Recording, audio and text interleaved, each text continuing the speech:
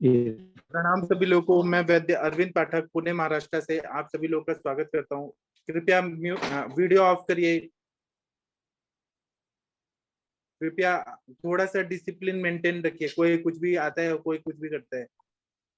तो अभी मैं यूरिनरी इन्फेक्शन और इसका आयुर्वेदिक चिकित्सा यह मैं बताऊंगा, और आप सब लोग सुनिए। उसके बाद में आप लोग भी अपने अपने मत बताइएगा। एक मिनट में यहाँ पे एक दो लोगों को होस्ट बना देता हूँ, और आप लोग सुनिए और उसके बाद में आप लोग भी अपने अपने मत बताइएगा। यूरिनरी इन्फेक्शन के जब भी पेशेंट आते हैं तो हम आयुर्वेद में उसको मूत्राघात ऐसे बोलते हैं। और इसमें रस धातु, रक्त धातु और शुक्र धातु का दुष्टि रहता है। रस धातु, रक्त धातु और शुक्र धातु का दुष्टि रहता है। इसमें यूरिनरी इन्फेक्शन जब भी होता है तो इसमें सामावस्था हो सकती है या निरामावस्था, दोनों हो सकता है। आम की अवस्था रहती है, मतलब अन्न पचा नहीं है, अग्निमंद है और यूरिनरी इन्फेक्शन हुआ है। यूरिनरी इन्फेक्शन के लिए बाहर के जो भी माइक्रो ऑर्गेनिज्म वो इन्वॉल्व रहते हैं, लेकिन शरीर में हम देखें तो आमावस्था हो सकती है या निरामावस्था हो सकती है। इसी से रिलेटेड और कुछ कुछ व्याधियां हैं, जैसे कि किडनी स्टोन होना। किडनी स्टोन के साथ में यूरिन इन्फेक्शन होना, ऐसे पेशेंट हमारे पास देखने को मिलते हैं। आप लोगों ने भी देखे होंगे। इसी तरह से मूत्र कृच्छता होना, मतलब यूरिन आ ही नहीं रहा या यूरिन बन नहीं रहा, और यूरिनरी इन्फेक्शन है। इसी तरह से मधुमेह है, डायबिटीज मिलेटस है, शुगर का बीमारी है और यूरिनरी इन्फेक्शन हुआ है। इसी तरह से गाउट का बीमारी है, वातरक्त है, यूरिक एसिड बढ़ा हुआ है और यूरिन इन्फेक्शन हुआ है। इसी तरह से यूरिक एसिड बढ़ना, पायरुविक एसिड बढ़ना और यूरिन इन्फेक्शन होना, ये हो सकता है।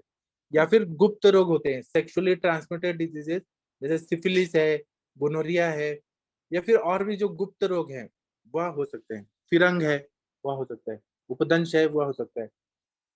उसके साथ में यूरिनरी इन्फेक्शन, ये ऐसे हो सकते हैं। तो हमें स्वतंत्र व्याधि, परतंत्र व्याधि, या फिर मेन डिजीज, चीफ कंप्लेंट क्या है और एसोसिएटेड सिम्टम्स क्या है, उन दोनों का चिकित्सा करना पड़ता है। इसमें दोष देंगे तो पित्त और कफ दोनों का इन्वॉल्वमेंट रहता है। और मल देखेंगे तो मूत्र और वायु, अपान वायु की दृष्टि रहती है। इसमें स्त्रोतस अगर देखेंगे तो रसव स्त्रोतस, रक्तव स्त्रोतस, शुक्रव स्त्रोतस और मूत्रव स्त्रोतस। शुक्रव और मूत्रव स्त्रोतस का एक ही पुरुषों में एक ही जगह रहता है।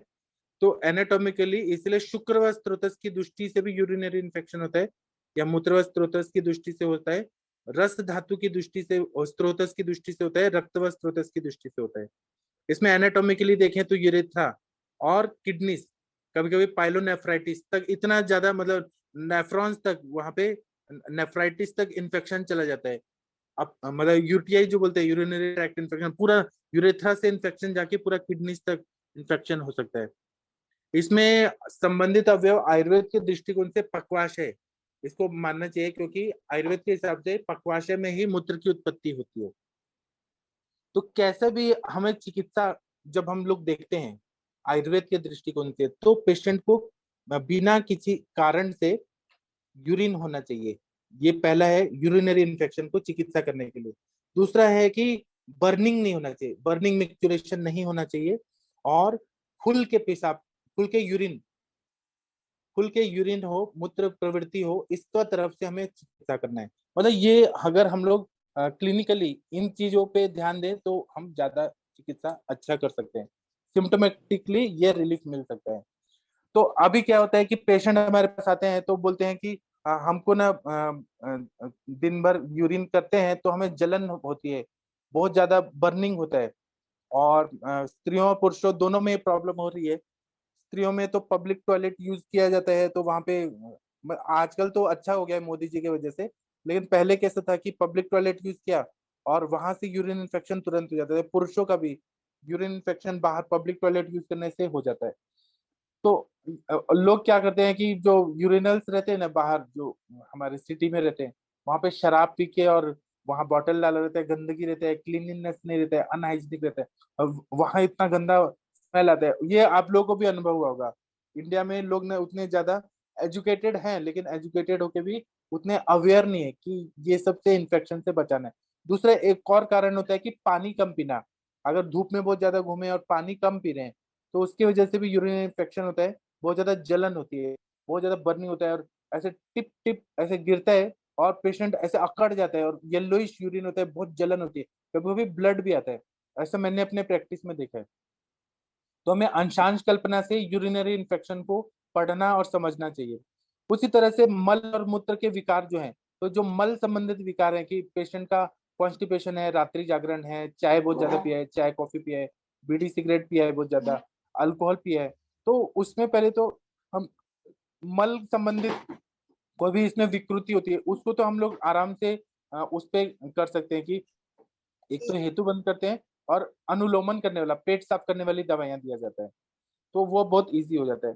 उसी तरह से हम लोग देखिए यूरिनरी इन्फेक्शन, भले ठीक है यूरिनरी ट्रैक्ट में इन्फेक्शन है, लेकिन उसमें मल का जरूर इन्वॉल्वमेंट रहता है कि कॉन्स्टिपेशन है उसमें, पेशेंट का क्रॉनिक हिस्ट्री है कॉन्स्टिपेशन का, मलबद्धता या असमाधान कारक मल प्रवृत्ति, अच्छे से एक बार जाके पेट साफ नहीं हो रहा है, यह भी उसमें हमें अंदर एनाटोमिकली फिजियोलॉजिकली चेंजेस रहते हैं कि वहां पे कहीं ना कहीं, एनाटोमिकली नहीं बोलेंगे, पैथोलॉजिकली वहां पे कुछ ना कुछ मल अच्छे से नहीं बन रहे, साम मल रह रहे, या मल जो है वो बहुत ज्यादा सूख गया है पेट में, ये हमें मिलता है। उसी तरह से अगर मूत्राघात विकार की शुरुआत हो गई है, तो हम लोग इसमें हम क्या कर सकते हैं, यूरिनरी ट्रैक्ट इन्फेक्शन है और मूत्र कृच्छता है, मूत्राघात है, 13 प्रकार के मूत्राघात बताएं, तो मूत्र कृच्छता के वातज पित्तज कफज जो टाइप बताएं, तो इसमें धनिया को पीस के, धनिया का बीज को पीस के रात को पानी में भिगो के रखें, और फिर वह जो मतलब जो पिसा हुआ धनिया है और वो पानी, वो अगर मिश्री डाल के पिला दिया जाए या ऐसे पानी पिला दिया जाए, तो मूत्र प्रवृत्ति अच्छे से होती है, क्योंकि धनिया जो है वो मूत्रल है, मूत्र बनाता भी है और मूत्र का विरेचन भी करता है, इसलिए धनिया का पानी या धनिया और जीरा का पानी, जो अनुरिता मैम भी कहते हैं धनिया जीरा का फांड, वह देना बहुत अच्छा काम रहता है। उसी तरह से धनिया को चबा चबा के खाना, वो भी बहुत अच्छा फायदा होता है।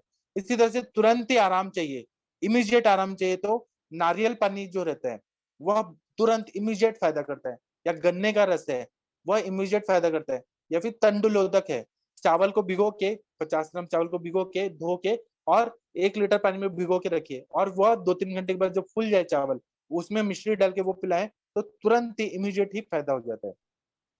इसी तरह से यूरिन अच्छे से हो, खुल के हो, और बर्निंग ना हो, इसके लिए धनिया के साथ में गोखशुर जो है, गोखरू, उसका प्रयोग करते हैं, चंदन का प्रयोग करते हैं, तो बहुत अच्छा फायदा होता है।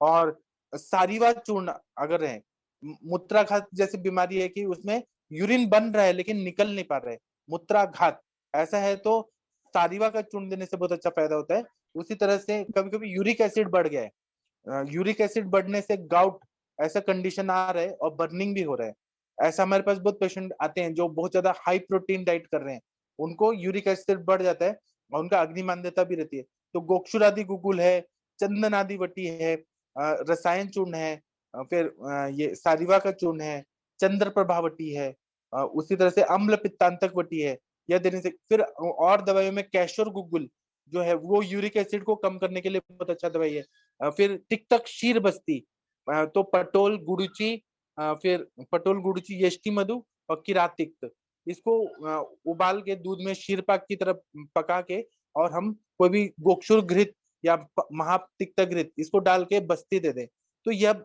मूत्राघात में बहुत बढ़िया काम करता है। और मूत्राघात से ज्यादा वातरक्त जन जो है, यूरिक एसिड बढ़ा हुआ है, उसके लिए तिक्तक क्षीर बस्ती सबसे बेस्ट है।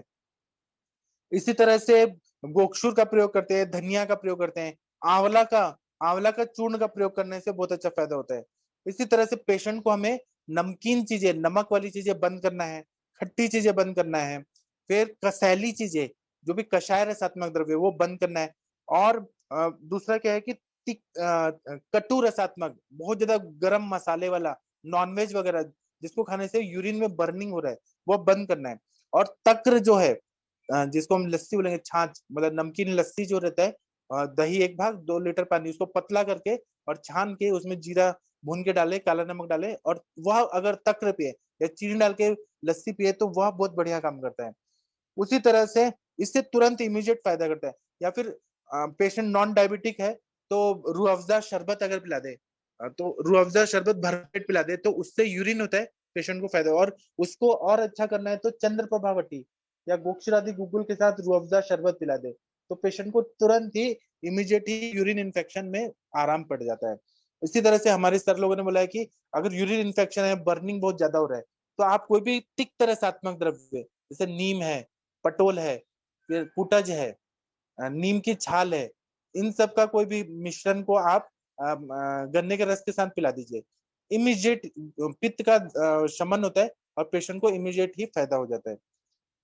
इसी तरह से चंदन का वटी देने से, रसायन चूर्ण देने से, सारीवा चूर्ण देने से, फिर उसके बाद में गोक्षुरादि गुग्गुल, गोक्षुरादि क्वाथ, मौक्तिक भस्म देने से फायदा होता है। इसी तरह से कभी कभी कलमी सोरा जो रहता है, पोटेशियम परमैंगनेट, कलमी सोरा को शुद्ध करके दे दिया जाए पानी में मिक्स करके, उससे बहुत अच्छा यूरिन मतलब आने लगता है। श्वेत परपटी है, उससे भी बहुत अच्छा फायदा होता है। सूर्य शार या कलमी सोरा, ये मैंने बता दिया। इसी तरह से पेशेंट को यूरिन अच्छे से हो तो थोड़ा सा वो इन्फेक्शन बार बार ना हो तो थोड़ा वॉकिंग करना बहुत जरूरी है। घर का घर में, अभी ठंडी है तो घर का घर में भी घूमने से अच्छा फायदा होता है। फिर बिना नमक का खाना खाना, धनिया को पीस के उसका पानी पीना, चंदन का सेवन करना, चंदन को पानी में घोल के शरबत की तरह बनाना, चंदन का चूर्ण, वो अच्छा रहता है। नारियल का पानी पीना अच्छा रहता है। मसाला मिर्ची के रहित सब्जी बनाना खाना अच्छा रहता है। लौकी का सब्जी, परवल का सब्जी, फिर क्योंकि ये क्षारीय रहता है, लौकी का सब्जी रहता है वो अल्कलाइन रहता है, तो वह पित्त की उष्णता और अम्लता, अम्ल, क्योंकि अम्ल धर्मी बढ़ा है तो यहाँ पे क्षार चीज देंगे तो वह खट्टापन जो है इन्फेक्शन उसको कम कर देता है। तो वो क्षार जब अल्कलाइन, तो फिर वो क्या करेगा, अल्कलाइन चीजें देंगे, जैसे लौकी का सब्जी देंगे, परवल देंगे, फिर मतलब राजगिरा का लड्डू देंगे, मनुका देंगे, अंगूर देंगे। उसी तरह से जो ये ताड़ी का जो पानी रहता है, नीरा बोलते हैं यहाँ पर, ताड़ के वृक्ष का जो फ्रेश पानी रहता है वो मुतरल रहता है। खरबूज का पानी, तरबूज का पानी, यह जो रहता है वो तरबूज खरबूज से बहुत अच्छे से यूरिन होता है। और इसमें यूरिनरी इन्फेक्शन में मिर्च मसाला नहीं देना है, पापड़ अचार नहीं देना है, होटल का खाना नहीं देना है, चटपटा खाना, नॉनवेज नहीं देना है, जागरण नहीं करना है, अलग अलग प्रकार के व्यसन नहीं करना है। और शतावरी घृत दें, गोक्षुर क्वाथ दें, चंदन आसव दें, चंदन दें, रसायन चूर्ण दें, सारीवा चूर्ण दें, गोक्षुरादि गुगुल दें। और पेट में हवा ज्यादा प्रकोपित ना हो तो वॉकिंग करना बहुत जरूरी है। व्यायाम करना जो है वह अर्ध शक्ति व्यायाम करना बहुत जरूरी रहता है। अति व्यायाम करने से भी यह इन्फेक्शन का प्रॉब्लम बढ़ सकता है। अति व्यायाम नहीं है, पसीना बहुत ज्यादा आ रहा है, अति व्यायाम तो बहुत खतरनाक होता है। इसी तरह से निरू बस्ती, मात्रा बस्ती देना बहुत अच्छा रहता है। और कलमी सोरा युक्त पानी पीना वो बहुत अच्छा रहता है। अवगाहन स्वेद करे। उसी तरह से यूरेथ्रा के ऊपर ठंडा पानी का जो पिचू टाइप ऐसे रखे, बहुत अच्छा रहता है। या परिषेक करे, वो बहुत अच्छा रहता है। और घूमना फिरना बहुत अच्छा रहता है। सुबह शाम कम कम खाना खाएं, वो अच्छा रहता है। और बॉइल्ड वेजिटेबल खाएं, वो बहुत अच्छा रहता है। उसी तरह से बिना नमक का खाना खाएं। फिर सत्तू रहता है, सत्तू का रोटी खाएं, वो अच्छा रहता है। उसी तरह से गोक्षुर का काढ़ा, सारीवा का चूर्ण, मौक्तिक भस्म, प्रवाल, कामदुधा, ये लेना बहुत अच्छा फायदा रहता है। और यूरिन कम होना यह खतरनाक है, तो यहाँ पे मूत्र विरेचन करने वाली द्रव्य जैसे गोखरू काढ़ा हो गया, पुनर्नवासव, पुनर्नवारिश, पुनर्नवादी क्वाथ, यह देना बहुत अच्छा रहता है। तो पेशेंट को तुरंत ही आराम पड़ जाता है।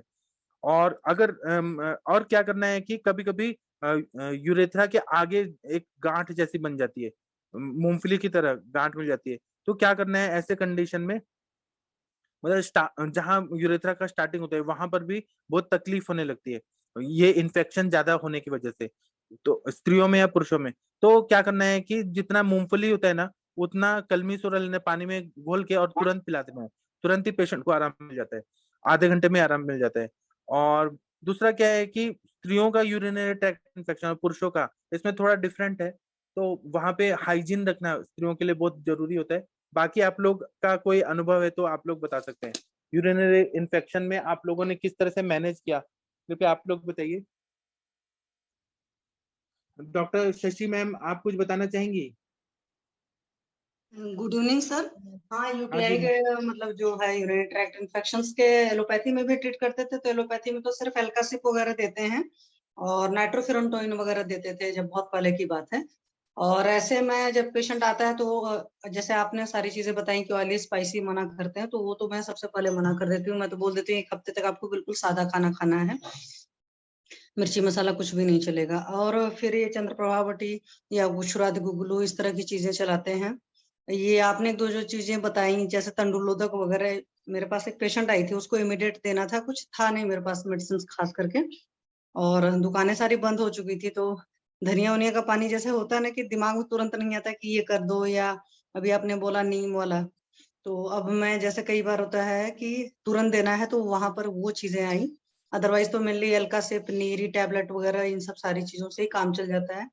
जिनको ज्यादा इन्फेक्शन रहता है फिर उनको लंबे टाइम तक और देने की जरूरत पड़ती है, और पानी ज्यादा पिलाना पड़ता है।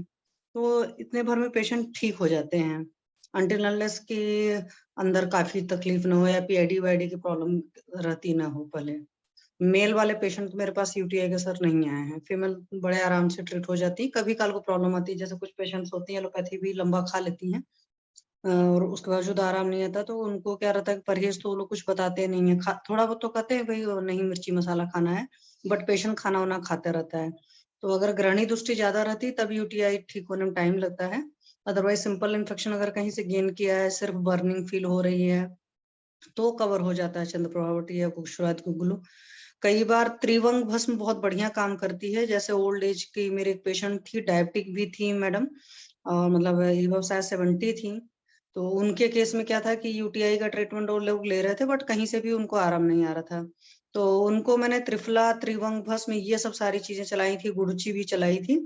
तो उससे सर उनको मतलब 1 से 2 दिन में ही तुरंत पूरा पूरा आराम आ गया था। तो हफ्ते भर का चलाया था। तो कई बार यूटीआई के ट्रीटमेंट में त्रिवंग और त्रिफला वगैरह भी बहुत बढ़िया काम करता है, साथ में गुड़ची वगैरह। तो वही जो आपने बताया कि तिक्त रसात्मक औषधियां चलाओ, तो वो है सर। और आपने बहुत बढ़िया बताया, मुझे बहुत अच्छा ख्याल रहेगा कि, और एक चीज और मैं शेयर करूंगी, मुकेश साहू सर ने एक बार बताया था, उनके पास एक पेशेंट आई थी और उसको बहुत ज्यादा प्रॉब्लम थी, तो तुरंत तुरंत उन्होंने फलकृत की उत्तर बस्ती दी थी पेशेंट को, तो उससे तुरंत रिजल्ट आता है सर। तो आगे से मैं ट्राई करूंगी कि कभी यूटीआई का पेशेंट आता है उसको तिक्त क्षीर बस्ती वगैरह देने को। लेकिन मैं एक चीज सर पूछना चाहती थी कि तिक्त क्षीर बस्ती देने के पहले हम लोग अग्नि वगैरह का विचार करते हैं। अब ऐसे पेशेंट आया, मान लीजिए इमरजेंसी है, तो उस वक्त क्या दे देना सेफ है सर, पाठक सर? हाँ हाँ, सेफ है। हाँ, क्योंकि मेरे पास एक पेशेंट आई थी, बहुत रात हो रही थी उस वक्त, और मेरे पास ज्यादा मेडिसिन भी नहीं थी, और उनको काफी प्रॉब्लम थी, मतलब एंटीबायोटिक 5 दिन खाने के बावजूद उनको कोई आराम नहीं था।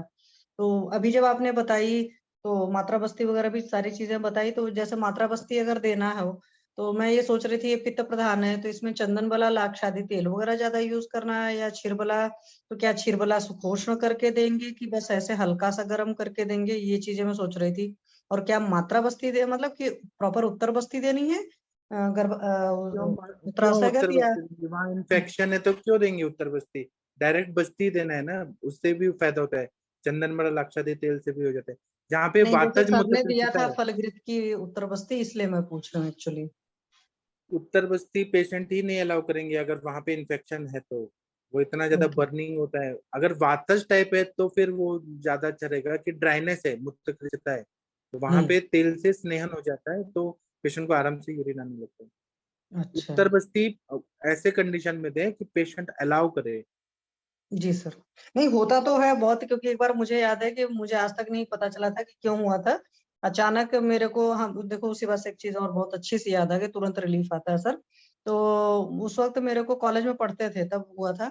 तो मेरी मदर ने बोला कि ठंडा पानी जो होता है, फ्रिज की चिल्ड बोतल जो है उसमें पानी भर लीजिए 2 लीटर वाली, और उससे अगर अधोदर की सिकाई कर दे, तो जो वहां का बर्निंग सेंसेशन रहता है और बहुत ज्यादा तकलीफ रहती है ना, पेन भी एक अजीब टाइप का होता है जब यूटीआई वगैरह होता है, तो उससे तुरंत आराम आ जाता है। या सिंपल सा रहे तो एल्कासिप वगैरह की 1-2 खुराक में भी आराम मैंने देखा बहुत बढ़िया आता था पहले। अभी तो मैं नहीं चलाती, बहुत साल हो गए, तो मुझे नहीं मालूम कि अब उनके रिजल्ट कैसे हैं। बट ये जो है ट्रीटमेंट की ठंडे पानी की बोतल से सिकाई, ये बहुत बढ़िया रिलीफ देता है, मतलब करने से कई बार किया है, जब भी किसी को भी हुआ है तो करवाती भी हूँ, तो उससे भी सर बहुत बढ़िया रिजल्ट आता है। ये चीज करना, या मुझे लगता है कि पानी में अवगाह करना वो भी अच्छा रहेगा, है ना sir, Pathak sir? Yes ma'am, yes ma'am, बहुत बढ़िया रिजल्ट मिलता है। क्योंकि मैं आपसे सेशन में ले रहा हूँ, पापा को भी संभाल रहा हूँ, तो बार बार पाठक सर मत बोलिए। मेरे घर में भी प्रॉब्लम है। हाँ, सॉरी सर, मैं मैं ये सुन रहा पूछ हूँ रही थी लेकिन कि, मैं म्यूट कर रहा हूँ। घर की आवाज यहाँ रिकॉर्ड होगी तो अच्छा नहीं लगेगा ना। आप अपना सॉरी। बात करिए, फिर कंप्लीट करिए। सवाल जवाब का अभी सेशन मत रखिए अभी। मेरे घर में ठीक। पापा जो है बीमार हैं, उनको चिल्ला रहे हैं, उनको भी संभालना है। सेशन भी लेना है, सॉरी सर। तो सवाल जवाब ना करके केवल अपनी बात रखिए, ठीक है। जी सर। जी हाँ, सर। डॉक्टर आदित्य सर आप बताइए sir. Thank you sir. Aditya sir. प्रणाम डॉक्टर मैम, हाँ Shashi Aditya sir. Sir. Ma'am से एक पूछना था मुझे। हाँ पूछिए पूछिए, जी लेकिन मैम मुझे बोलिए। कॉल मत करिए डिस्कशन में, मैं सुन रहा हूँ, मैं इधर ही हूँ। शशि मैम, ये इन्फेक्शन रूल आउट करने के लिए अपने को AKT सूक्ष्म त्रिफला भी इंटरनली देना पड़ेगा ना? हाँ मैम देना पड़ेगा। जैसे मैंने जो भी पेशेंट्स देखे हैं या कभी ऐसे आसपास से जो पल्ले पड़ा है, जैसे कई बार होता है कि अब मेरे पास जो 70 के ऊपर की लेडी थी, क्योंकि आप समझ लो कि हम लोग की मदर होंगी, इस एज ग्रुप की लेडी थी, तो हाँ हाँ। उनका कई बार ट्रीटमेंट लोग करा चुके थे, एलोपैथी में भी वो ले चुके थे, क्योंकि उनका बेटा खुद का एमआर है तो वो आयुर्वेद एलोपैथ दोनों का एमआर करता है, मतलब उस तरह का बंदा है। तो वो मेरे पास सिर्फ इसीलिए आए कि मदर को यूटीआई है और बहुत दिनों से ट्रीटमेंट हो रहा है, आराम नहीं हो रहा है, तब क्या करना चाहिए। और पेशेंट के साथ में प्रॉब्लम और थी, डायबिटिक थी। आपको पता है कि डायबिटिक पेशेंट का अगर यूटीआई होता है तो जल्दी कवर तो नहीं होता हाँ है ना मैम।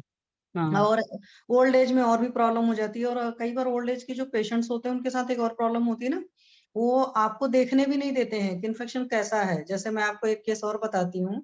मेरे पास एक लेडी आई थी 50-60 साल की, और वो ये स्वीपर नहीं होते हैं जो सड़क वाले, हाँ। तो वो आई थी और काफी मोटी थी, और उनकी एक गंदी आदत थी कि डेली दारू भी पीती थी। तो अच्छा। उनको मतलब वेजाइनल इन्फेक्शन कुछ रहा होगा या यूटीआई टाइप का ऐसा कुछ था। तो मेरे को बोले कि मैडम आराम नहीं आ रहा। तो मैंने कहा ऐसा है मैम, मैं देखूंगी, फिर मैं डिसाइड करूंगी। तो मैंने देख, और उस पेशेंट को पता नहीं था कि वो डायबिटिक है, मैं आपको रियलिटी बता रही हूँ। वो रोज पीती थी, खाती पीते सब थे भाई, ये लोग होते भी हैं, उनको आप क्या कर सकते हो, मजदूर लोगों को। तो मैंने जब देखा तो वजाइना, आपको पता है कि जब हम लोग पीवी करते हैं तो हम लोग को पता चल जाता है हेल्दी वाली कौन सी है, और ऑबिस पेशेंट की भी पता चल जाती है, और डायबिटिक पेशेंट की भी, सिर्फ उसको भी देख करके हम डायग्नोस कर लेते हैं पेशेंट को प्रॉब्लम होगी। तो मैंने तुरंत बोला, मैंने कहा सर इनको डायबिटीज है, आप देखो पहले, क्योंकि उनका था कि काफी दिन से ठीक नहीं हो रहा है, पीआईडी की प्रॉब्लम कुछ इस तरह का था, इचिंग उचिंग का। और किसी से कह भी नहीं पाती थी, क्योंकि शर्म भी आती है कई बार लेडीज को। तो वहां पर जब शुगर टेस्ट हाँ। किया तो उनका मैम 560 था। अब सोचो 560 का शुगर, और पेशेंट को पता भी नहीं कि मैं डायबिटिक हूँ। और ऐसे केस में अगर पीआईडी है या यूटीआई कुछ भी होगा तो वो तो ठीक नहीं होता है जल्दी। तो वहां पर मैंने सिंपली क्या किया था उस वक्त, तो फिर तुरंत मैंने उनको, अफोर्ड भी नहीं कर सकते थे दवाएं, मतलब अपनी आयुर्वेद वाली कुछ भी, स्वीपर है तो। फिर मैंने उनको तुरंत करेले का जूस वगैरह, मेथी वगैरह दिया था। तो करेले के जूस से ही उनका एक दिन में ही 230 आ गई थी शुगर। और कुछ थोड़ी बहुत जो मेरे पास दवाएं थी मैंने उस वक्त दी अच्छा। थी, और उनका मतलब जो प्रॉब्लम थी पीआईडी टाइप की वो सॉल्व हो गई थी। तो अगर लेडीज पेशेंट है तो मैं तो ये कहती हूँ कि एक बार पेशेंट का इंटरनल एग्जामिनेशन कर लेना चाहिए। फिर भी भले मत करिए, मतलब अंदर नहीं लेकिन बट आप देख तो लो कि कैसा डिस्चार्ज है, क्या कुछ भी है। अगर कभी पेशेंट यूटीआई की भी कंप्लेन करता है तो भी कोशिश करना चाहिए कि नहीं चलो अगर दिखाने के लिए राजी है तो देख लेते हैं। तो ये जो आप जब बोलते हो ना कि ऑयली स्पाइसी नहीं खाना है हफ्ते भर के लिए, तो उससे मैम आधा आराम तो तुरंत आ जाता है, क्योंकि कुछ भी मिर्ची मसाला नहीं खाएंगे। तो अगर हम जैसे अपने आयुर्वेद का मानते हैं कि पक्वाशय में मूत्र का बनता है, तो पक्वाशय जब ठीक होगा तो इधर से मूत्र का भी फॉर्मेशन भी ठीक हो जाएगा। और ये जो धनिया का पानी होता है, या नारियल पानी पिलाना है, या ये अष्टांग अगर आप पलटेंगे तो अष्टांग में साफ साफ लिखा है इमरजेंसी में भी गन्ने का जूस अगर पेशेंट पी ले तो तुरंत आराम आता है। पर प्रॉब्लम क्या है कि गन्ने का जूस वही बाहर हम इन्फेक्शन की वजह से नहीं बोल पाते हैं। अगर पॉसिबल हो तो गन्ने का जूस पिलाएंगे तो तुरंत आराम आएगा, धनिया के पानी से तुरंत आराम आएगा। और तृण पंचमूल का अगर हम क्वाथ देते हैं तो कुछ का नलदर्भ कांडेशु जो है वहां पर बहुत बढ़िया आराम आएगा। तो ये सारी चीजें हैं। तो जैसे अगर आपको लग रहा है कि पेशेंट को आराम नहीं आ रहा है सिंपल यूटीआई के ट्रीटमेंट से, जैसे आप लोग नीरी टैबलेट चलाते हो या नीरी सिरप चलाते हैं, चदरपावटी है, बोछुरात कुकलू है, पुनर्नवादी है, क्वाथ है, ये सब सारी चीजों से, तो उस वक्त त्रिवंग भस्म बहुत बढ़िया काम करती है, मेरा आजमाया हुआ है। और त्रिफला दे दीजिए साथ में, और साथ में आप ये गुड़ुची वगैरह चला दीजिए, और देख लीजिए अगर पेशेंट को कुछ और तकलीफ है साथ में, जैसे अगर पता चल जाता है कॉन्स्टिपेशन वगैरह है, तो कॉन्स्टिपेशन को भी रूल आउट अगर कर लिया, हालांकि त्रिफला से ही कवर हो जाएगा, लेकिन तब पर भी कुछ ज्यादा लग रहा है तो थोड़ा सा और चीजें डाल सकते हैं। और मैम मैंने एकेटी और सूक्ष्म त्रिफला अभी तक यूटीआई के पेशेंट्स को नहीं चलाया है। अब अच्छा। अगर कोई ऐसा पेशेंट फंसेगा तो चलाऊंगी, वरना ये इससे काम आ जाता है। मतलब त्रिवंग जो है बहुत बढ़िया काम करता है। जी मैम। ये चीज मैंने देखा है। और गुरुची, अब जैसे सर ने एक चीज बोली कि नीम का है, नैतिक तरस के औषधियां ही हैं। जैसे मान लो कुछ भी नहीं, अभी सर का लेक्चर सुनते सुनते दिमाग में ख्याल है कि मेरे सेंटर के सामने ही मैंने नीम का पेड़ भी है, तो उसकी बार्क से छाल उठा करके अगर आपने पाउडर बना कर रखा है तो वो भी बहुत बढ़िया काम करता है। क्योंकि मेरे बचपन का आजमाया हुआ है, जो नीम का छाल है, अगर आप उसको पाउडर फॉर्म में क्रश करके रख लीजिए अपने पास में, और उसमें, अब मुझे नहीं याद है बचपन में कौन सा ऑयल मिलाते थे, बट उसमें ऑयल मिला करके कहीं पर भी व्रण वगैरह भी बना है ना, आप उसमें लगा दीजिए, विद इन 2 to 3 days ठीक हो जाता है उंगली, हाँ कभी खराब नहीं होता है। या जैसे अभी मैं एक लेक्चर सुन रही थी कि फंगल इन्फेक्शन जब कभी हो तो नीम के पानी से वॉश कराना है। तो मैं अपने पेशेंट्स को वैसे ही मतलब कभी भी इस तरह की कुछ भी प्रॉब्लम होती है तो मैं नीम के पानी से बोलती हूँ, क्योंकि नीम की पत्ती सबसे बड़ी आसानी से मिल जाती है, हर जगह रहती ही है। एटलीस्ट नॉर्थ इंडिया में तो नीम का पेड़ हर जगह रहता है। तो और बहुत हाँ ही मैम। मतलब सस्ता होता है और बहुत बढ़िया काम करता है। तो त्रिफला उफला मैं जल्दी नहीं बोलती हूँ, मैं नीम ही बोलती हूँ, और नीम से वॉश कराइए, बहुत बढ़िया रिजल्ट आता है मैम। यहाँ तक कि नीम के उसमें तो मतलब बस्ती उस्ती भी दी जा सकती है, तो वो भी अच्छा काम करता है। तो ये चीज है मैम। और अब बताइए आपका क्या मेन क्वेश्चन इसमें बचा है? ठीक है मैम। हेलो, नहीं गुड मैम, इवनिंग समझ गई। मैम। Thank you. हाँ थैंक जी, गुड इवनिंग मैम। मैम मेरे क्वेश्चन है। एक पेशेंट है, उसकी रिपोर्ट में हाँ, ऑक्जेलेट आ रहे हैं पॉजिटिव, क्या मैम? और आपकी एक्चुअली स्नोफिल आवाज भी कट है, रही थी। एज 45 है। हेलो, एज एक गुड। सेकंड है। हाँ मैम, मैं मैम प्लीज, थोड़ी सी ब्लूटूथ ऑफ आवाज आपकी कर। कट कर आ रही कौन थी, सॉरी। कनेक्शन है मैम? हाँ हाँ, वो एक्चुअली मैम ब्लूटूथ था। तो हाँ जी मैम मैम। एक पेशेंट है, 45 ईयर की है, और कंप्लेन में जब वो फर्स्ट टाइम मेरे पास आई थी तो कहती हम्म। थी ना कि मतलब यूरिन के बाद बहुत हम्म। सारा वाइट वाइट थिक पार्ट निकलता है, वो बहुत कठिनाई से, वो अच्छा। भी यूरिन के रास्ते से ही। हम्म। तो मुझे कुछ समझ में नहीं आया, मैंने कहा अच्छा पहले यूरिन टेस्ट करा के आओ, कल्चर और सब कराया, तो कल्चर टेस्ट तो निगेटिव आया उसका, बट होता है मैम, कई यूरिन बार टेस्ट में पेशेंट को उसका प्रॉब्लम रूटीन है होती है। माइक्रोस्कोपी में। फीमेल पेशेंट है, मेल हाँ, पेशेंट है? मैं वो फीमेल है, 45 ईयर्स की है। अच्छा। हाँ, नहीं नहीं नहीं, जैसे तो मेल हो तो मेल उसका, के केस में तो हम तुरंत मान लेते हैं ना, शुक्र वहां पर कुछ हो रहा है, हाँ क्षरण, हाँ, तो उस यस तरीके से यस हो सकता है। लेकिन फीमेल के केस में भी हम इसी तरीके से अगर मानते हैं मैम। और कई बार होता है ना कि आप कराते हो कल्चर एंड सेंसिटिविटी, तो कल्चर एंड सेंसिटिविटी की रिपोर्ट जो होती है वो नेगेटिव रहती है, और पेशेंट को तब पर भी प्रॉब्लम एग्जिस्ट करता है। तो जो अपना सिस्टम है आयुर्वेद वाला, मतलब दीपन पाचन अनुलोमन वाला, वो चीज तो आप पक्का ही जी चला जी। दो, क्योंकि कहीं ना कहीं बढ़िया से आम मैम है। वो एक्चुअली 15 डेज हो गया है, मैंने उससे कई बार, मुझे लगा शायद मे बी डिस्चार्ज की प्रॉब्लम हो, बट वो कहती है कि नहीं, यूरिन के रास्ते से ही आता है, वो बहुत थिक पार्ट बहुत कठिनाई से निकलता है। मैडम वो बट ब्लैडर उसको पे भी चला इंफेक्शन रही हूँ रहता है। ट्रीटमेंट, कोई रिलीफ 15 दिन से हल्का नहीं, एक बात बताओ, फुल्का पड़ रहा आपने है, 20-25 दिन से। इंटरनल एग्जामिनेशन किया मैम पेशेंट का? मैम वो पॉसिबल नहीं है, हॉस्पिटल गवर्नमेंट हॉस्पिटल है, फैसिलिटी नहीं तो कुछ गवर्नमेंट खास रहती हॉस्पिटल में नहीं है हम टेबल तो लोगों के मिलती ही पास। है, गवर्नमेंट हॉस्पिटल में टेबल तो मिलती ही है। हाँ मैम, बट ग्लव्स नहीं है, हाइजीनिक के हिसाब से नहीं नहीं कर तो पाते हैं ग्लव्स वो तो आप सब। अपना रखो ना, उसमें देखो कुछ नहीं करना है, सिंपली क्या है कि एक बार सिर्फ आप एग्जामिनेशन करना है। तो ग्लव्स तो हमें सिर्फ इसलिए डालने की जरूरत पड़ती है कि हम मान लो लेविया मजोरा को थोड़ा सा डिस्टेंस दे रहे हैं, ठीक है? अगर दोनों लेविया मजोरा माइनोरा के बीच में हमें हल्का सा डिस्टेंस भी देना, तो ग्लव्स तो चाहिए। तो ग्लव्स आप अपना रख लो, मैं इस वजह से कह रही हूँ हाँ कि मेरे पास मैम ऐसे यस भी है। पेशेंट है।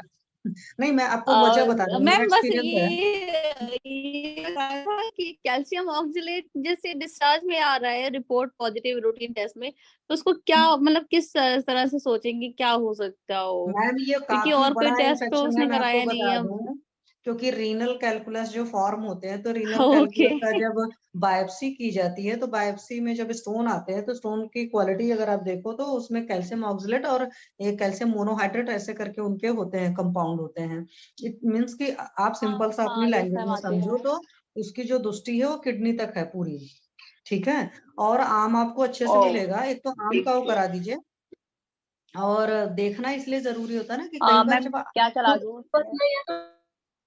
मैम मैम रुको तो एक यूरिन मिनट। एनालिसिस करिए। जो पेशेंट का आप बता रहे हैं white discharge in female, it is because of the aggravated infection जो ब्लैडर का रहता है। आप सिर्फ यूरिन को एक 10-12 घंटे कलेक्शन करके उसको रखेंगे और उसको सेडिमेंट अगर कुछ पाएंगे तो कभी कभी म्यूकस रहता है, कभी मतलब हमारी भाषा में जो सामता बोली गई है, कभी ब्लैडर का एग्रेवेटेड इन्फेक्शन रहता है, because according to modern there are जो यूरिनरी ट्रैक और उसको इन्वॉल्व इन्फेक्शन रहता है, पाइलोनेफ्राइटिक रहता है, उसके बाद में जो ब्लैडर इन्फेक्टेड सिस्टाइटिस वगैरह रहता है, even I have the cases of urethral stricture and other thing. तो अलग अलग टाइप के अलग अलग इन्फेक्शन है अकॉर्डिंग टू मॉडर्न, फंगल, सेप्टिसिमल या फिर पैरासाइटिक जो रहता है, या बैक्टीरियो इससे बैक्टीरियल इन्वॉल्वमेंट रहता है। तो इस टाइप के जो उनके टाइप्स है, तो यूरिनरी इन्फेक्शन में अगर कुछ व्हाइटिश आ रहा है तो आप बस इतना समझिए कि उस इन्फेक्शन को ट्रीट करने के लिए उसकी एनालिसिस में जाने से या उसको डायग्नोसिस का कोई अलग नाम देने की बजाय, it can be mucus, it can be calcium oxalate, it can be samta, it can be any srota root, it can be aggravated infection into bladder. So just keep concentrated onto the treatment. Sir ने बहुत classically सब चीज बता दी है, योग बता दिए। हमारी लैंग्वेज में अगर बोलेंगे, जैसे because I deal with kidney patients from a long time, मेरा एमडी भी मैंने ब्रुक पे ही किया गया है, तो मैं इसके अनुपान बदल देती हूँ। इसका जो दीपन पाचन है, इस पे बहुत ज्यादा इंपॉर्टेंस रहता है। जैसे अपान की क्षेत्र, सर ने अभी एक जो टाइप बताया कि मलावरोध, बिलीव मी, आप जैसे ही अपान पे काम करते हैं या कोई दीपन पाचन के साथ में एक अनुलोमन दे देते हैं, फटाक से इन्फेक्शन कम होता है। वो कितना जितना पिंचिंग और जितना सीवियर, भले वो यूरीमिया रहने दीजिए, मतलब यूरिन इन्फेक्शन अलोंग विद जो रक्तवर्णीय ये रहता है, because many a time you have patient जिनका बहुत हाई ग्रेड इन्फेक्शन रहता है। मैं कभी आपसे रिपोर्ट शेयर करूंगी, 80, 90, 20 तक पस चल जाता है। तो उसमें ये क्लासिकली आपने देखना चाहिए कि कौन सा टाइप है, व्हाइटिश आ रहा है तो किस टाइप का आ रहा है, उसके साथ में फीवर है क्या, उसके साथ में सामता है क्या, श्रोतारोधजन्य कुछ संप्राप्ति अपान क्षेत्र में है क्या, इट में भी यूरिन, इट में भी मलावरोध, इट में भी कॉन्स्टिपेशन, इट में भी ग्रहणी दूषित। तो just go sortingly according to that and it is very specific that your line of treatment will be दीपन पाचन। मूत्र, अगर मूत्राघात है तो वहां पे मूत्र उत्पत्ति हो रही है, लेकिन आगे मूत्र का श्रोतावरोध की वजह से नहीं हो रहा, तो वहां पे जो मूत्र विरेचनीय, मूत्र विरंजनीय, मूत्र, ऐसे क्लासिकल हमारे आयुर्वेद में different type of class of medicine दिए गए हैं। और सर ने भी बहुत अच्छे, मतलब if you take out a note and you start using, will get very fantastic result. जब भी पेशेंट दाहा के साथ में रहता है, 100% आपको गोखरू चंदन सारीवा का मिश्रण मिश्री के साथ में दीजिए, आंवला के साथ में दीजिए, प्रवाल पंचामृत के साथ में दीजिए, बहुत अच्छा रिजल्ट मिलता है। बट वहां पे इंस्टेंट रिजल्ट कब देना है, इन्फेक्शन कब कम करना है, यूरीमिया कब कम करना है, is it diabetic uropathy, it is septicemic infection, ये सारी सॉर्टिंग करके आपको सारा चीज, सर ने रस से लेके सारा चीज बता दिया कि हेतु हमने क्या बंद करने चाहिए। लेकिन कटु रसात्मक जो चीजें हैं, उससे सिद्ध घृत और उससे सिद्ध काढ़ा, इसका अवगाह बहुत अच्छा रिटेंशन और इसमें करता है। Because when I deal with ICU and जो क्रिटिकल केसेस रहते हैं कि फटाक से पेशेंट को एकदम ऑब्स्ट्रक्शन मिल जाता है, यूरिन अनुरिया है और अभी कैथेटराइजेशन करना है या फिर कुछ इमीडिएट डिसीजन लेना है, उससे पहले अगर आपको चांस मिलता है, you give गोखरू कात, you give इक्षु रस, you give यष्टि मधु, गुडुची एंड गोखरू पुनर्नव, और उसके साथ में अगर आपको अवगाह के लिए चांस मिल जाता है, तो आप किसी भी इस सिद्ध काढ़ा और घृत से अगर आप करते हैं, आपको इंस्टेंट रिजल्ट मिलता है। सर ने जो बताया अभी यूरिनरी, वहां पे जो मूंगफली दाने जितना, तो ये मैंने कभी करके नहीं देखा है, जो सर ने भी श्वेत परपटी और तालीम सूरा का बोला है, लेकिन अगर किसी ने किया हो तो जरूर बताइए। लेकिन ये सारे टिप्स लेके है ना, मैं तो बहुत बेसिक इससे जाती हूँ, because in to modern hospital you don't get much of the, मतलब आपकी पेशेंट जब सीरियस रहते तो आपके हाथ में बहुत ज्यादा वक्त नहीं रहता है। मैं सीधा घर वालों को बोलती हूँ कि आप एक काम करिए, 100 ग्राम धनिया है, 25 ग्राम जीरा, 25 ग्राम अजवाइन, उसको अच्छी तरह से भून के अच्छे से 4 चम्मच एक बड़े से आधे लीटर पानी को उबाल के उसको 1 गिलास करिए, उसमें मिश्री डालिए। नॉन डायबिटिक होगा तो मिश्री डालिए, अगर डायबिटिक हो तो मिश्री नहीं डाला तो भी चलता है।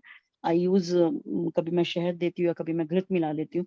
लेकिन अगर वातिक पेशेंट है, उसको पिंचिंग पेन है, बिल्कुल प्रिकिंग पेन है, तो उसको थोड़ा सा आप गोखरू घृत है, यष्टि घृत है या सिंपल गोघृत है, उतना मिला के भी उसको सिर्फ पान कराते हैं ना, तब भी उसका मूत्राघात से वो बाहर आ जाता है। मूत्र कृच्छ है, वहां पे आपको मूत्रल ही दवाइयां देनी पड़ती है, वहां पे मूत्र निर्मिति करनी पड़ती है, तो उसकी वजह से वहां पे आपको पानी है, जो नारियल पानी है, इक्षुरस है, मैं जो कौन के बाल रहते हैं, जो अपने भुट्टे के बाल, उसका भी मैं पानक बनाती हूँ, तो वो भी लेने के लिए बोल देती हूँ, बिकॉज किडनी फेलियर के पेशेंट में मूत्र और मूत्र विरेचन करना बहुत जरूरी होता है।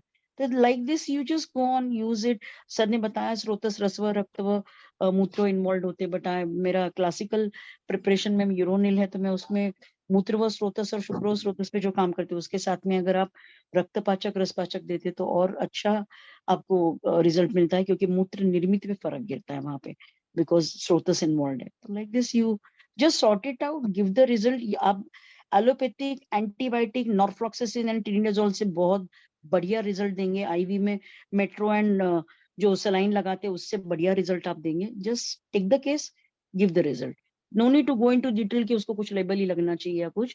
बट हाँ, जैसे आपने पूछा तो लेडीज में अगर ऐसे तो उसको आप हमारे जो मूत्र के उसको परीक्षण के जो प्रमाण बताए गए तो उसको कलेक्ट करके रखने के लिए बोलिए, उसका पिक निकालिए, उसके नीचे कुछ सेडिमेंट बैठ रहा है तो कैल्शियम ऑक्सलेट है क्या, म्यूकस है क्या, उसके ऊपर आपका लाइन ऑफ ट्रीटमेंट भी तय होता है।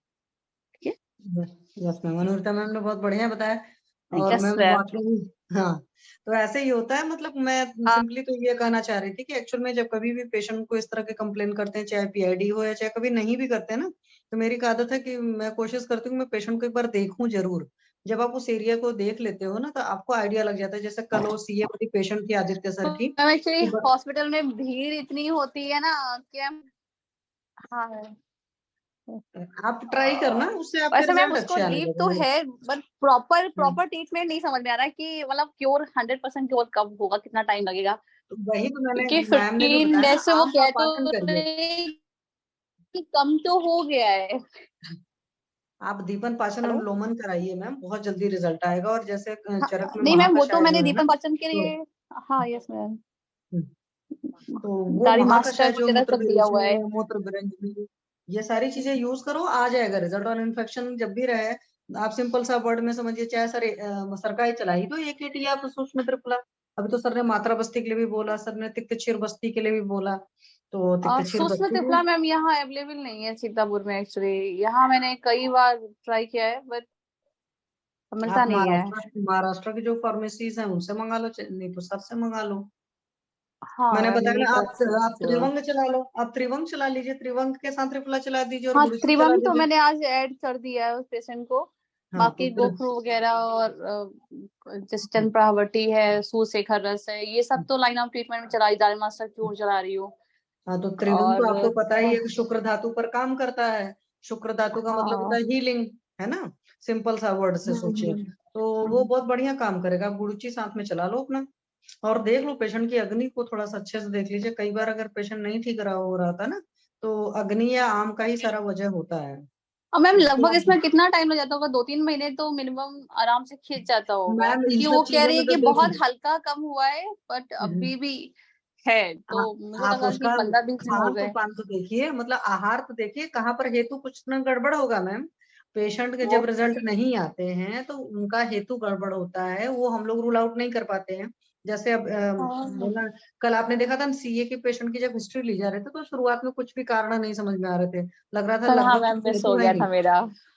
नहीं। फिर बाद में लास्ट में जाकर के कुछ कुछ हेतु समझ में आए कि हाँ, जैसे खाना वाना खाती थी वो बगैर भूख के खाती थी, कम लगी है तो भी खा रहे हैं। जैसे आज मैं एक पेशेंट की हिस्ट्री ली हूँ ऑनलाइन ही, तो उनके केस में जब पूछना शुरू किया, उनके हस्बैंड मतलब है होम्योपैथिक डॉक्टर है, एलोपैथी का ट्रीटमेंट बहुत लंबा चल चुका है। अभी पेशेंट का 5 फुट की हाइट पर 80-85 kg वजन है, बहुत सारी तकलीफ है। तो वहां पर समझ में आ रहा है दिवासैन भी है, बगैर भूख के खाना है। तो ये जो चीज है ये अपने आप में ही मैम बहुत बड़ी चीज हो जाती है। मतलब बगैर भूख के जब खा रहे हो तो अग्नि तो तैयार ही नहीं, चूल्हा जला ही नहीं, आपने खाना डाल दिया है। तो आपने मतलब इंसान ने तो जब चूल्हा जला नहीं, खाना डाल दिया तो कच्चा ही रहेगा ना। तो वो वाला जब सिस्टम देखेंगे जो सबसे ज्यादा बताया जा रहा है, आप आम के पाचन पर ध्यान दीजिए। अब आम के पाचन को आप कैसे कैसे करोगे, पेशेंट की प्रकृति के हिसाब से डिसाइड कर लीजिए। ये आप समझो कि आम ही है। और ये भी माना करिए कि चीजें पुरानी होती, पेशेंट बताते बहुत कम टाइम का है। नहीं मैम पेशेंट तो यही कहते हैं कि हम तो परहेज कर रहे हैं। मैम वो कहते हैं, मैं बता रही हूँ, आज पेशेंट की हिस्ट्री लेना शुरू किया, कल उसके हस्बैंड ने बात करी थी, आज पता चलता है कि कोई प्रॉब्लम उसको 2000 से है, कोई 2000 के पहले से है। तो हमने कहा ये तो पुरानी बीमारी 20 साल हो गई, कोई 30 साल हो गई। अब जब 30 साल की बीमारियां लगातार चल रही थी, एलोपैथी वालों ने हो सकता है हाथ खड़े कर दिए होंगे, फिटिंग ओडिमा वगैरह सब डेवलप हो गया, अब पेशेंट आयुर्वेद में आ रहा है। तो 30 साल पुरानी बीमारी ऐसे थोड़ी ठीक हो जाएगी कि आज 4 दवा देंगे और चौथे दिन आराम आ जाएगा। हाँ, कि 10-15 दिन में हम लोग रिजल्ट दे दें, पॉसिबल नहीं है। हाँ, तो पेशेंट गलत बताता है ना, मैंने इसीलिए उनसे पूछना शुरू किया कि मैम आपकी कहाँ कहाँ से तकलीफ थी। तो जब खंगालना शुरू किया तब पता चलता है। तो ऐसे ही होता है, ऐसे आप भी अपने पेशेंट को मानिए। उसको आप पेशेंट को समझाने के लिए आप ये कर सकते हैं कि आप देखिए मैम, आप जल्दी ठीक होंगे या कम ठीक हो, मतलब टाइम लगेगा, उस पर ये निर्भर करता है कि आप कितना पथ्य का पालन करती हैं और आप कितनी पॉजिटिव। और ये रियलिटी है, पथ्य का पालन और पॉजिटिव रहना, ये 2 चीजें किसी भी रिजल्ट को बहुत जल्दी कर देती हैं। मतलब दोनों अगर हो रहा, पेशेंट कई बार हफ्ते 10 दिन के अंदर भी मतलब सिम्टोमेटिकली रिलीफ में आ जाता है, भले उसके रिपोर्ट्स उतने जल्दी नहीं है ना। अब जैसे अनुरिता मैम जो आज चीजें बताते हैं मुझे बड़ी आज अच्छी लगती है। जैसे मैम, जी आज एक मेरे पास एक सर का ही फोन आया था, मतलब अधिकारी है कोई, तो उनका मैम, कहना था, आपकी उन्होंने आवाज कट रही है। कॉल दिखा मेरा मॉर्निंग। मैडम। मैं कह रही हूँ कि आज मतलब एक सर ने हमें फोन किया, पेशेंट ने ही। उनका कहना था कि उन्होंने फल्तिकादिक कॉज खाली पेट ले लिया मॉर्निंग में, उसके हम्म बाद से उनको लूज मोशंस हुए अच्छे से, और हम्म पेन जो स्टार्ट हुआ बैक से स्टार्ट होते हुए, और कहते हैं कि टेस्टिस तक आया है, और भयंकर लोअर पेन है, और तो साथ में बर्निंग विजुअलेशन भी स्टार्ट हो गया। तो कहते हैं कि क्या मेडिसिन की वजह से हो रहा है कि किसकी वजह से हो रहा नहीं, है। पहले तो आप ये बोला करो कि और ना ग्रेड 1 कभी, फैटी लीवर है उनको। ठीक है फैटी लीवर है, देखो फल्त्रिकादिक्वाथ लीवर पर काम करता है, बहुत अच्छा है, लग्जेटिव है, बढ़िया है, लग्जेटिव है। और कई बार सीवियर मतलब लूज मोशंस तो नहीं होते फल्त्रिकादिक्वाथ से, क्योंकि उसमें मेनली त्रिफला ही है, आपको मालूम है, सेफर साइड में होता है फल्त्रिकादिक्वाथ। उसका बस एक ही चीज प्रॉब्लम था, बहुत टेस्ट गंदा होता है। तो पेशेंट के साथ में क्या होगा, कई बार जो सत्व होता है इंसान का बड़ा कमजोर होता है। तो कई बार सत्व जो इनका कमजोर होता है, उनको ना 2 लूज मोशंस भी हो जाएंगे तो आप उनको देखोगे कि लगेंगे बेड पर पड़ जाएंगे। और पेशेंट की एज भी कई बार बहुत मायने रखती है। जैसे 40-50 वाले हैं, मैंने ऐसे पेशेंट भी देखे जो एक लूज मोशन से भी ढीले पड़ जाते हैं। और बच्चों का आपको पता है 25-30 लूज मोशन हो जाए तो भी ढीले नहीं पड़ते। तो एक तो सत्व का ले लीजिए उनका। दूसरी बात है कि कई बार थोड़ा होता है स्ट्रेस कि, वाले तो है, वो स्ट्रेस में हाँ बहुत तो, रहते हैं। हाँ तो जिसका भी स्ट्रेस ज्यादा होगा उसका सत्व कमजोर हो गया, सबसे बड़ी बात यह है। दूसरी बात होता है कि कई बार बॉडी के अंदर प्रिपेयर रहती हैं, चीजें निकलने को तैयार रहती हैं, आपने मेडिसिन दिया तो उसको बैसाखी मिल गई, वो आराम से निकल गया। अब वो आराम से जब निकला है तो वो थोड़ा ज्यादा निकल गया होगा, तो उसमें कुछ नहीं था, आप नारियल पानी वगैरह उनको बोल देती पीने के लिए, और उनको बोल दो कि नहीं सर वो बॉडी में कचरा निकलना चाहता था, मेडिसिन ने सिर्फ असिस्ट किया, तो उससे आप परेशान वरेशान मत होइए। अगर बीपी वगैरह लो हो रहा है, कुछ और चीजें हो रही है, फिर चिंता करने की जरूरत होती है। जैसे कई बार लोग बोलते हैं ना कि हमें लूज मोशन हुआ, इतने कोई बता देगा 10-15 हुआ, तो आप तुरंत पूछो ना कि क्या बीपी लो हुआ था, क्या आपको वीकनेस फील हुई थी। अगर जैसे कुछ पेशेंट होते हैं ना, रोज 4-5 लूज मोशन हो रहा है, अरे 5 लूज मोशन होने के बाद अगर आपको कोई तकलीफ नहीं रही, इट मीन्स की आपकी बॉडी 4-5 बार में जाकर खाली हो रही है, एक बार में नहीं खाली हो रही, ग्रहणी दुष्टि पड़ी हुई है ना। ठीक है तो वहां पर सब तो आप देखा करिए ना, इतना जल्दी परेशान नहीं होते। फल्त्रिकादिक्वाथ का बहुत वैसा तो साइड इफेक्ट मेरे नोन में नहीं है, नहीं, ऐसे इसके यार हम हैं। लोग एक गवर्नमेंट सप्लाई में ऐसा बताते हैं ना, कई पेशेंट की कंप्लेन यही रहती है कि हम नहीं इसको ये तो, काढ़ा पी के हमें लूज मोशन स्टार्ट हो गए है। नहीं तो वो तो तो या थोड़ा तो सा फिर ड्रॉबैक मृदु बताते हैं कोष्ठ, कि ये सप्लाई का ही ऐसा आ रहा है उनका। नहीं तो हो सकता है पेशेंट मृदु कोष्ठ ही हो, ये भी तो हो सकता है। हाँ यार, ये हो सकता है। हाँ, वो भी तो रूल आउट करना पड़ता है। अब जैसे यकृत प्लिहारी लोह का प्रॉब्लम होती है, क्योंकि उसमें जमाल गोटा पड़ा हुआ मतलब जयपाल है, तो वहां प्रॉब्लम आती है। उसका मेरी खुद ही एक पेशेंट के साथ हुआ है तो मुझे मालूम है, और वो भी ओल्ड एज अच्छा मैम, वाली इसकी थी। डोज क्या रखनी होती है यकृत प्लिहारी की? जैसे हिपेटोस्प्लिनोमेगेली है, तो उसी में ये टैबलेट हम लोग अक्सर यूज करते हैं, तो इसकी 1 मैं वीडी रखनी चाहिए कि 2 वीडी भी कर सकते हैं? मैम देखो, डिपेंड। इसका कोस्ट का सबसे पहले नियम है, तो मैं क्या कहती हूँ पेशेंट को रात में तो कभी मत दो, पहले जब चेक करना है तो सब तो देख लो। तो शुरुआत में दिन में बस 1 गोली पहले दो, और उनको सारी डाइट के चेंजेस बता दो, और उसके बावजूद बोलो कि जैसे आपने लिया कुछ भी हो रहा है तो तुरंत आपको इन्फॉर्म करें, क्योंकि अगर कोस्ट का परीक्षण नहीं किया है तो फिर प्रॉब्लम हो जाएगी, पेशेंट को हाँ, ज्यादा यस। मोशन हो जाएंगे। तो कोस्ट देखना पड़ता है। एक्चुअली में प्रॉब्लम क्या है ना, मैं आपको बताऊं, किसी का कोस्ट इतना भी मृदु हो सकता है कि आपने उसको हिंगोली दिया, डाबर हिंगोली, और उससे भी लूज मोशंस बहुत ज्यादा हो जाते हैं। मेरी खुद की सिस्टर को हुआ था, एक बार गैस बनी थी, और आज की बात नहीं है, तब मैं पढ़ती थी, मतलब कॉलेज में थे, तब इतनी नॉलेज भी नहीं थी। मैंने कहा यार डाबर हिंगोली ले ले, उसके बाद उसको इतने लूज मोशन हुए कि एडमिट हो गई। तो हुआ क्या होगा कि हिंगोली ने क्या किया होगा, गैस को निकाला होगा, अब गैस को निकालने के साथ में ढेर सारे लूज मोशंस हो गए, तो उसके दिमाग में उसका खौफ बैठ गया, जबकि पता है डाबर हिंगोली ऐसी कुछ नहीं होती, मृदुकोष्ठी रही होगी वो हाँ बहुत। नॉर्मली खा सकते हैं, कोई दिक्कत नहीं है इससे तो। हाँ, लेकिन उसको प्रॉब्लम हुई तो किसी भी पेशेंट को, जैसे मैं एक सिंपल वर्ड करती हूँ कि किसी को कनक से भी तकलीफ हो सकती है, आज की डेट में ग्लूटेन एलर्जी है, लैक्टोज एलर्जी है, पीनट एलर्जी है, न जाने क्या क्या एलर्जी है ना। तो किसी को भी कोई चीज नुकसान कर सकता है, वो बात अलग है। Yes ma'am. ये सबसे बड़ी बात है ना, ये अपने दिमाग में सोचना चाहिए। तो पेशेंट की जब काउंसलिंग कर रही तब आप उसको ऐसे बताया करो कि देखो भाई, आज से 50 साल पहले कोई बोलता कि कनक की एनर्जी है तो कोई नहीं मानता, कनक मतलब गेहूं की, क्योंकि सारी दुनिया गेहूं की रोटी खाती है, एटलीस्ट इंडिया में तो, है ना। बट किसी एक को तकलीफ होती है, यस तो आप दवा में भी ऐसे ही बता दिया करो, क्योंकि अगर हम कोस्ट नहीं परीक्षण यस कर पाए मैम। तो हमारी गलती है, मतलब हमारी गलती मतलब थोड़ी सी हमारी लापरवाही है और कुछ नहीं है। तो आप त्रिफला हाफ चम्मच दे करके देख लो किसी को, आज आधा चम्मच दिया, कल को 1 चम्मच दिया, ऐसे ऐसे करके भी कोस्ट देख सकते हो। ठीक ठीक है है। ओके ना। Okay. Okay, thank you so much thank सबको। यू। जी मैम। आदित्य सर उस वक्त कुछ बोलना चाह रहे थे शायद। मैम डॉक्टर नहीं, आदित्य सर, आप बताइए सर। आदित्य सर। हाँ सर। वो अरविंद सर, जैसे यूटीआई का पेशेंट होता है तो उसको क्या सिम्टम्स है, कई बार उसको ये लॉइन एरिया जो होता है, लंबर एरिया, वहां पे पेन रहता है, वेक पेन रहता है। कई बार उसके साथ बर्निंग मिक्सचरेशन भी हो सकती है। कई बार ऑब्वियस उसमें जैसे व्रण भी मिल सकता है पेरिनियल मतलब पेनाइल एरिया में, या फिर जहाँ पे यूरिथ्रा का आउटलेट रहता है वहाँ पे। और फिर अगर आप एग्जामिनेशन करें तो यूरिथ्रा के आसपास रेडनेस मिल सकती है। अगर जैसे फीमेल यूरिथ्रा है तो क्लियर कट वहाँ पे इन्फ्लेमेशन मिल सकता है, वो साइंस मिल सकते हैं। तो देखना तो चाहिए, जैसे एग्जामिनेशन तो करना चाहिए। और फिर यूजुअली टेस्ट हम भेजते हैं urine routine microscopy, urine culture. अगर बुखार रहता है तो ब्लड कल्चर भी भेजते हैं साथ में। और एंटीबायोटिक्स जैसे मैम ने बताया, अगर पेशेंट की सिकनेस या कितना सिक है उसके हिसाब से चालू करते हैं। हाइड्रेशन देते हैं और सिरप एल्कासोल देते हैं, जो नाइट्रोफिरेंटोइन या सिप्रोफ्लोक्सासिन दे सकते हैं अगर पेशेंट चलता फिरता है। और नहीं तो फिर थोड़ा इन्फेक्शन ऐसा लग रहा है ज्यादा है तो उसमें लिवोफ्लोक्सासिन दे सकते हैं। फिर अदरवाइज एंटीबायोटिक्स में जब पेशेंट काफी जैसे सिक है, बुखार के साथ आया है, 102 के ऊपर फीवर है, चिल्स है, तो फिर एक अल्ट्रासाउंड भी कराते हैं देखने के लिए कब से सिम्टम्स उसके हिसाब से, कि किडनी का स्टेटस क्या है वहाँ पे, ऐसा नहीं किडनी में कोई एब्सिस तो नहीं है, या उसका एनाटॉमिकल कोई चेंजेस तो नहीं है उसमें जो ड्रेन करना चाहिए। अदरवाइज दूसरे ऑप्शन रहते हैं, जैसे ये हमारा क्विनोलोन्स फ्लोरोक्विनोलोन ग्रुप बोलते हैं मतलब फार्माकोलॉजी में।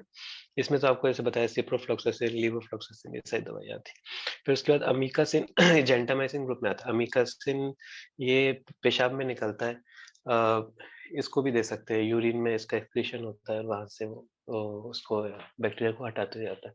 फिर हायर ड्रग्स, जैसे जिन लोगों का कैथेटर रहता है उनको बार बार यूरिनरी इन्फेक्शन होता रहता है फॉरेन बॉडी के कारण, तो उनको वैसे बोलते हैं अलग अलग कैथेटर अलग अलग टाइम, जैसे पॉलिस कैथेटर को 2 वीक्स में चेंज कर देना चाहिए।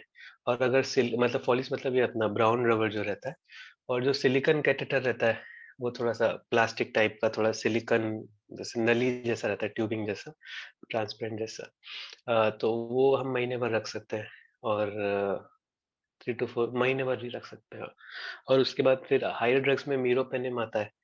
फिर आजकल एक नया ड्रग आ गया जैसे फॉस्फोमाइसिन करके, ओरल शैशिट भी आते हैं इसके, तो वो भी देते हैं नेफ्रोलॉजिस्ट लोग आज। तो 3 ग्राम्स मतलब उसका Q72H इस टाइप से देते हैं, मतलब 72 आवर्स में। हमारे यहाँ बेसिकली जो चिकित्सा रहती है, हाइड्रेशन देते हैं। पेन रिलीफ के लिए हम पैरासीटामोल, क्योंकि यूटीआई में हम लोग यूजुअली अवॉइड करते हैं ऐसे जो डाइक्लोफिनेक टाइप के ड्रग्स अवॉइड करते हैं, क्योंकि उनका वो किडनी डैमेज कर सकता है, इंटरस्टिशियल नेफ्राइटिस या इस टाइप की किडनी डैमेज कर सकता है। तो पैरासीटामोल यूजुअली देते हैं पेन रिलीफ के लिए, आईवी पैरासीटामोल भी दे सकते हैं। उससे भी आराम नहीं मिला तो ट्रेमेडोल करके, ये वो अफीम के भाई मतलब ओपियम के वो स्ट्रक्चर जैसा एक आर्टिफिशियल ड्रग है, यूएस मिलिट्री ने बनाया था क्योंकि इसका एडिक्शन नहीं रहता, पेन के लिए अच्छा रहता, तो वो भी दे सकते हैं। और पेन रिलीफ हो गया, हाइड्रेशन से फ्लशिंग होता रहता है हाइड्रेशन मतलब आईवी लाइन लगा दी, और सेलाइन या RL, हाँ वैसे लैक्टेट थोड़ा सलाइन चालू कर सकते हैं। और पेशेंट खा रहा है, अगर उल्टी है बहुत ज्यादा तो फिर वैसे यूजुअली इतना सिक पेशेंट नहीं आते, उल्टी है तो फिर उसके हिसाब से वो देखना पड़ता है कि क्या क्या टॉलरेट कर रहा है उसके हिसाब से। और कई बार जैसे कुछ पेशेंट सिस्टिक किडनी डिजीज या उसमें कोई सिस्टिक एब्सिस है, तो उसमें फिर हम सिस्टिक एब्सिस अगर है तो ड्रेन कर सकते हैं, लेकिन अगर कई कुछ जैसे अनुवांशिक बीमारी रहती है उसके कारण बार बार यूटीआई हो जाता है, cystic autosomal dominant polycystic kidney disease बोलते हैं, तो उसमें फिर वही हम मतलब अभी ऐसे कोई ऐसे जितनी मेरी नॉलेज में है 2021 तक का कोई ड्रग्स अभी ऐसे आए नहीं है जो उसको रिवर्स कर सके, बस सिम्टोमेटिक ट्रीटमेंट ही दे सकते हैं, उसकी पैथोलॉजी और प्रोग्रेस होती रहती है। जी सर, ये ठीक है, thank you sir, thank you सभी लोग का थैंक यू। और कोई कुछ बोलना चाहते हैं तो बोलिए, नहीं तो सेशन बंद करते हैं। आदित्य सर कौन सा सैचेट बोला उन्होंने? कुछ तो सैचेट बोले थे ना देने को UTI में। फॉस्फोमाइसिन लास्ट एंटीबायोटिक रहती है, मतलब जैसे जैसे रेजिस्टेंस डेवलप एक एंटीबायोटिक काम नहीं करी, दूसरी एंटीबायोटिक काम नहीं करी, शुगर कंट्रोल में होना एंटीबायोटिक चाहिए। है यानी में। हाँ जी। जी ठीक है, तो अभी किसी को कुछ और पूछना है या बताना है तो बताइए। नहीं, तो अभी हम 8:15 पे मिलेंगे इंटरेक्टिव सेशन में। सभी लोगों का थैंक यू, धन्यवाद, प्रणाम सभी लोगों को। सेशन बंद कर रहा हूँ।